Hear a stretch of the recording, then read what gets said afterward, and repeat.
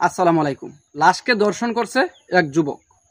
গতকালকে হালুয়াঘাটে 20 বছর বয়সী এক তরুণী সে হচ্ছে আত্মহত্যা করে এবং আত্মহত্যার পর সে লিখেছিল যে আমার মৃত্যুর জন্য কেউ দায়ী নয়। সে যে আত্মহত্যা করছে কাউকে দোষ দেয় নাই এবং আমার মৃত্যুর জন্য দায়ী শুধু আমার দুর্ভাগ্য। তার কপালকে হচ্ছে সে ব্লেম দেয়, দোষারোপ করে। এখন কথা হচ্ছে একটা মৃত মানুষ, একটা তরুণী যে হচ্ছে মানুষ, একটা মানুষ যে হচ্ছে মরে গেছে, এই মৃত মানুষটার সাথে একটা ছেলে রেপ করে, মানে এটা কেমনে সম্ভব? কোন জামানায় আছি আমরা? মানুষের তো ভয়ভীতি বলতে তো একটা কথা থাকে। যখন আমাদের পরিচিত কেউ মারা যায় অথবা অপরিচিত কেউ মারা যায়, একটা মুসলমান মানুষ যখন কোনো লাশের পাশ দিয়ে যায় তখন সে হচ্ছে লাশের জন্য দোয়া দুরূদ পড়ে এবং আমরা ভয় পাই যে একদিন তো আমাদেরকেও এই জায়গায় যাইতে হইব, একদিন আমরা হচ্ছে লাশ হব। দুনিয়ার মায়া ত্যাগ কইরা আল্লাহর ডাকে সাড়া দেয় একটা মানুষ। তো যাই হোক, মেয়েটা আত্মহত্যা করছে। তো এখন কথা হচ্ছে মানুষ কতটা বিবেকহীন, কতটা পশুর মতো হইলে এই ধরনের কাজ করতে পারে। জীবনে মানে কত ধরনের র্যাপের ঘটনার কথা শুনছি, নিউজ শুনছি যে শিশুকে, 11 বছরের শিশুকে, 6 বছরের বাচ্চাকে, মেয়েকে দর্শন করে, মহিলাকে, 3 বাচ্চার মাকে। মানে ওইটা তো মানা যায়, মানার বিষয়। বাট একটা পুরুষ কিভাবে পারে একটা লাশকে দর্শন করতে? মানে আমার মাথায় আসে না। আর এখানে দু একটা পয়েন্ট আমি একটু বলি। নর্মালি যারা আমরা প্রথম অবস্থা হঠাৎ করে লাশ দিকে আমরা বয়ে থাকি, কিন্তু যারা প্রতিদিন এই বিষয়টার সাথে চলাফেরা করে, প্রতিদিন লাশ দেখে, তারা হচ্ছে লাশকে কিন্তু কম ভয় পাইব। ঠিক আছে?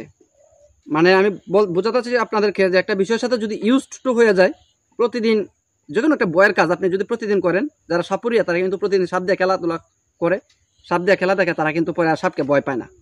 তো সেম কাজটা অন্য অন্য মানুষের ক্ষেত্রেও, যারা হচ্ছে মর্গে লাশ আনা নেওয়া করে, মর্গে যারা লাশ আনা নেওয়া করে, তারা হচ্ছে প্রতিদিন লাশ আনে, এই জন্য হচ্ছে তারা ভয় পায় নাই। কিন্তু এই সময় তার মাথায় শয়তানে বাসা বাঁধছে এবং শয়তানে তাকে কুমন্ত্রণা দিচ্ছে যে তুই এখন এই কাজটা করতে পারবি, তুই এখন এই কাজটা করতে পারবি।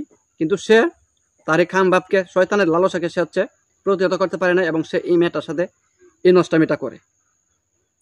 তো এখন একটা লাশ যদি বাংলাদেশে নিরাপদ না থাকে, তাহলে সাধারণ মানুষের নিরাপত্তা কোথায়? আপনার আমার মা বোন হচ্ছে ঘর থেকে বের হয়, আপনার আমার মা বোন হচ্ছে বাসায় অফিস আদালতে যায়, কত ধরনের কাজকর্ম করে।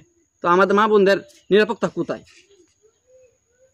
এই দায় কি প্রশাসন, বাংলাদেশের প্রশাসন ব্যবস্থা কি এই দায় এড়াতে পারবে?